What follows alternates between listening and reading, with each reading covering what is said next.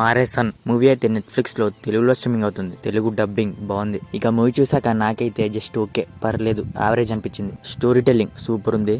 ఇక main writing, screen play విషయానికి వస్తే కొంతవరకు ఎంగేజ్ చేసాయి మూవీలో, కొంతవరకు అయితే బోర్ కొట్టింది. మెయిన్ గా స్టోరీ టెల్లింగ్ ఎంగేజ్ చేసింది. అసలు ఏంటిది ఇదంతా ఏమైంది అనేది యూనిక్ ప్లాట్ లైనే, కానీ దాన్ని ఫుల్ ఫ్లెడ్జ్డ్ గా ఎంగేజింగ్ గా నరేట్ చేయలేకపోయారు. మెయిన్ గా సగం సినిమా ఎగ్జిక్యూషన్ లో దెబ్బడింది. ప్లాట్ లైన్ ఏంటంటే దయా అనే ఒక దొంగ ఆల్జిమర్స్ డిసీజ్ ఉన్న ఒక ఓల్డ్ మ్యాన్ తో జర్నీ చేయాల్సి వస్తుంది. అసలు ఆ జర్నీ ఏంటిది, ఎందుకు చేయాల్సి వచ్చింది, ఆ జర్నీలో వాళ్ళ లైఫ్ ఎలా టర్న్ అయింది అనేది ఇందులో చూస్తారు. ఈ మతిమర్పు అనే పాయింట్ మీద మలయాళం నుంచి ఒక మూవీ ఉంటది, కిష్కింద కాండం అని. అందులో మతిమర్పు అనే ఒక పాయింట్ పట్టుకుని రైటింగ్, స్క్రీన్ ప్లే దుమ్ము లేపేశారు. అది ఇది రెండు వేరే గానీ జస్ట్ లైన్ ఒకటి సేమ్ ఉంటది అంతే. ఫహద్ ఫాజిల్ క్యారెక్టర్ ఒకటని కాదు కానీ రైటింగ్ కొంతవరకే బాగుంది. లైక్ ఫస్ట్ హాఫ్ బాగుంది రైటింగ్, సెకండ్ హాఫ్ వచ్చేసి పోలీసులు వస్తారు మధ్యలో, ఇన్వెస్టిగేషన్ అని టర్న్ అవుద్ది. ఫస్ట్ హాఫ్ చూసి ఈ లైన్ మీదనే ఉంటదేమో కంప్లీట్ గా ఎండ్ వరకు అని అనుకున్నా.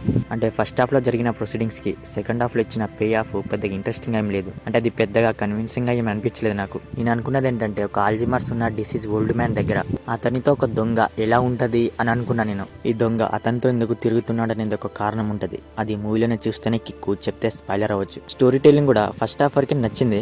ఇదంతా ఎందుకు చేస్తున్నాడు అనేది ఫస్టే చూపించారు మనకి. అది ఫస్ట్ మనకు చూపించాక ఫహద్ ఫాజిల్ సైడ్ నుంచి అతను కనుక్కోవడానికి ట్రై చేస్తాడు. ఇక్కడ ఏంటంటే ఫస్ట్ హాఫ్ అవగానే సెకండ్ హాఫ్ లో ఇమీడియట్ గా ఫస్టే ఫ్లాష్ బ్యాక్ పెట్టారు. అలా కాకుండా ఫహద్ ఫాజిల్ కనిపెట్టింది ముందు పెట్టి తర్వాత ఫ్లాష్ బ్యాక్ పెడితే ఇంకా ఎంగేజింగ్ గా ఉండేది. ఇదంతా ఎందుకు చేస్తున్నాడు అనేది ముందే చెప్పేశారు మనకి. ఇక అందులో కిక్ ఏముంటది, క్లియర్ గా చెప్పకపోయినా అర్థమవుద్ది. నేను చెప్పేది ఏంటంటే ఫ్లాష్ బ్యాక్ అయిన తర్వాత ఫహద్ ఫాజిల్ కి డౌట్ వస్తుంది. మనకు తెలుసు కాజ్ ఏంటి అనేది, మనకు తెలుసు కాబట్టి ముందే గెస్ చేస్తాం, ఇది అన్నమాట, ఇదా జరుగుతుంది అందుకే చేస్తున్నాడు అనేది.